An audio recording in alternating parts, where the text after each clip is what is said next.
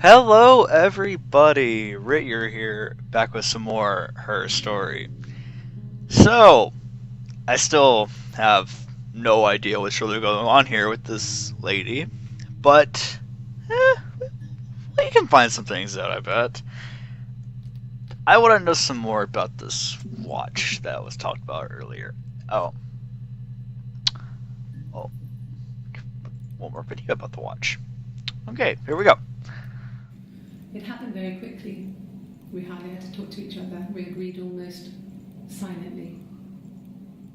The baby was what mattered. We'd help each other. We cleaned up. We bagged up the broken mirror, her clothes. There. We took him down to the cellar. We had an alibi, and we wanted the body to be found later. We wanted to have suspicion on us, so we could then disprove it, rather than have it linger. Better to keep the body in the house than risk being seen with it. The watch, that was my touch, to make sure the alibi stuck. What?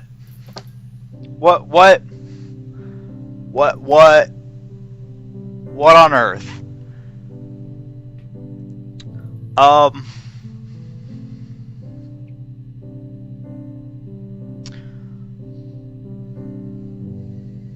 I'm just gonna have this down here because that's interesting.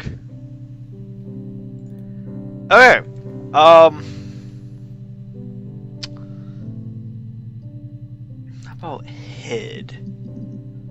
Right, just that one video. Let's look about the van. It seems interesting. Oh, never mind. It's only that one thing. Boss. Aha! We have a blank video. Or Okay. I parked up on the street. It was busy, so I parked down the end of the road. I walked up to the house. I knocked on the door. No answer. I took my keys out of my bag, unlocked the door. The main lock was unlocked. I could tell because the key wouldn't turn when I tried to turn it to the left. I walked in. Simon's coat wasn't on the peg. I couldn't see his shoes on the shoe rack. I shouted out for him. I walked straight into the kitchen. He usually sits in there to have a cup of tea and read his paper. He wasn't there. I touched the kettle. It was cold. I looked quickly into the living room. Nothing. I walked upstairs to the bedroom. He wasn't there. I didn't search for him because it was pretty clear he wasn't there. Then I had a shower. Whilst I was in the shower, the phone rang. I think it was Eric, his boss. I didn't answer it. Then I came out and I was just exhausted. So I lay down on the bed and I fell asleep, but I didn't mean to. I woke up a couple of hours later and I was surprised to see no one in the bed next to me. And then I remembered where I was and what had happened. That's when Eric called again. I spoke to him. Then I called Simon's parents. And then I decided to come and see you. That enough?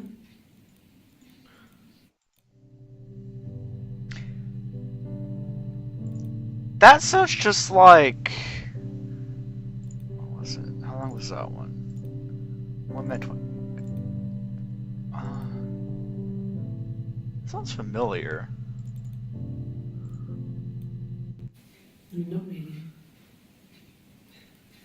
He would go to the pub.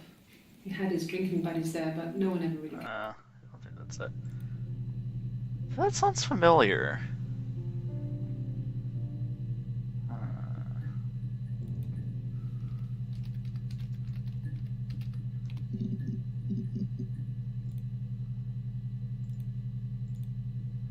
Yeah, this one. I think. Okay. I parked up on the street. It was busy, so I had to park down the end of the road. Walked up, knocked on the door, no answer. I took my keys out of my bag and unlocked the door. The main lock was unlocked. You can tell because the key doesn't turn when you try to turn it to the left. I walked in. Simon's coat wasn't on the peg. I couldn't see his shoes in the shoe rack. I shouted out. I went straight into the kitchen because he usually sits in there to have a cup of tea and read his paper, but he wasn't there. I touched the kettle, it was cold.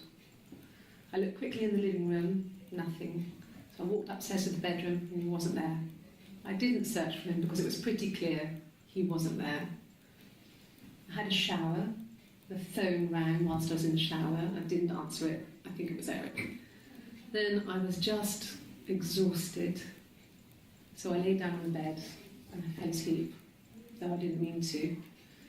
I woke up a couple of hours later and I was surprised to see no one in the bed next to me. And then I remembered where I was and what had happened. That's when Eric called again. This time I spoke to him. Then I called Doug and Eleanor. And then I decided to come and see you. Eleanor? Okay. So she tells the same thing twice on two different occasions, and almost exactly the same exact thing. Huh.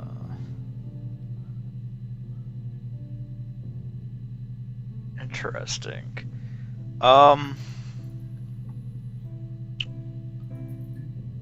Let me look up smoke. Oh. Okay. Hmm.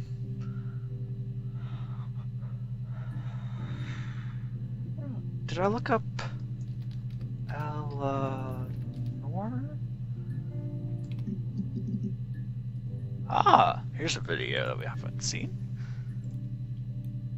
Yes. I speak with Eleanor at least once a day.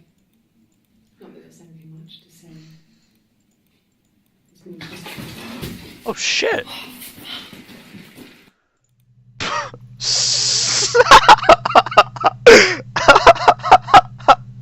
Oh, that's an achievement. Oh my. Okay, interesting.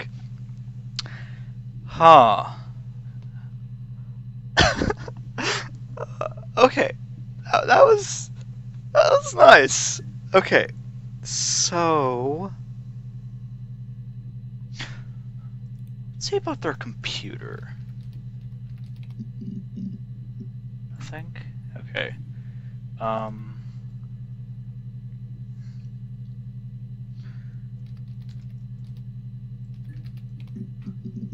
About the rock.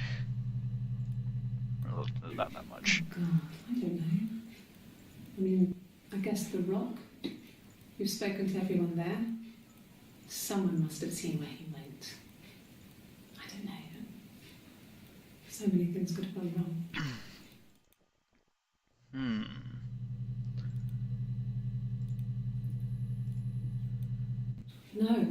No one has been in the last few weeks. We had a plumber come in 3-4 weeks ago.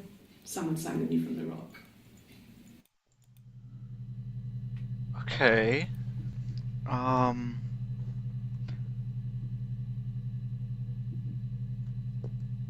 Plumber?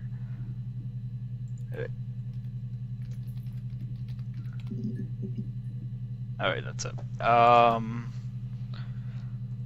about the people that run the rock? Peter is his name. Let's look into them. Peter. Oh, only one thing. How about Susan? Again, just one thing. Okay. So they're kind of dead ends. Ugh.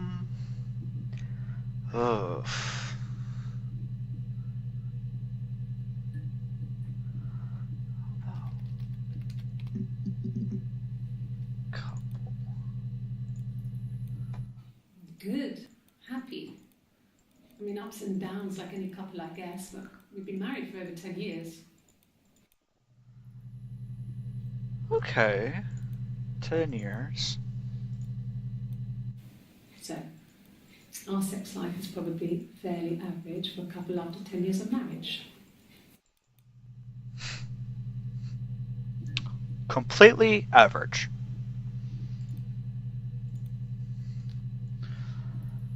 I don't know what to do now. Um, okay, you know what? I'm gonna look up about the attic that Hannah was in. I think see what was up there. Oh my. Okay, let's see what we can figure out about this. Yes.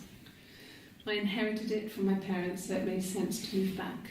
Me and Simon. Felt like going back to old ways before the pregnancy. Reminded me of being a girl, the dollhouse in the attic, old things. We didn't sleep in my parents' bedroom for a long time. We decorated it as soon as we moved in, but it was another year before we started sleeping there. Okay.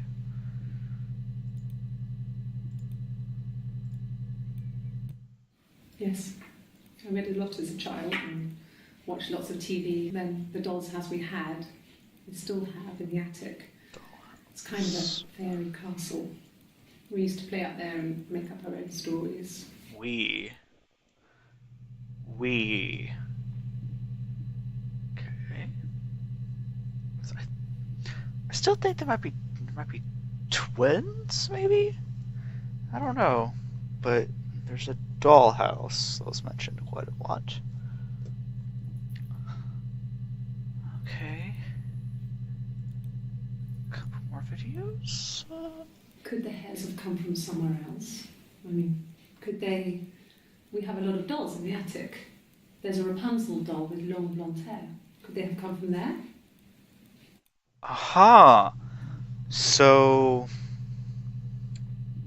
blonde hair. And then hair. Okay. So there must have been something. Okay. I'm not sure where the dollhouse came from. I don't know if it was given to them or they inherited it. They wouldn't have had the money to buy it. It was so huge. It must have been taken up to the attic in parts and then reassembled up there. It's a beautiful thing. Wallpaper to scale, little furniture, the lights work, mirrors, beds, duvets and pillows. We spent hours and hours playing it, invented all these characters and families who lived there. We wrote paperwork for them all, passports, diaries, and gave them all really elaborate stories. Once, a moth got trapped in there. We'd left a light on. It was making the most horrendous noise. We tried to kill it, but it was tough. We ended up crushing it under a copy of the Arabian Nights.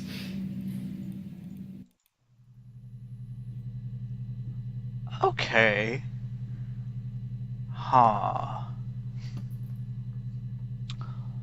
Okay. So there's a dollhouse. Yes. And hair. Before I look up the dollhouse, let me look up the hair. Oh. Let's check these out. It's Rapunzel. The story starts when she's born. Mother Gothel, a witch, takes Rapunzel from her parents and keeps her locked up in this tower. Rapunzel gets pregnant by the prince, and Mother Gothel is furious, so she cuts off her hair and throws it. Actually, her hair's already short here, so that's already happened. But she throws her into the wilderness, and Rapunzel is reunited with the prince, who's blind. But she kills him with her tears, and so it's a happy ending. Is that too much?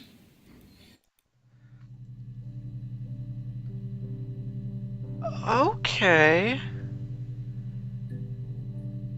Okay.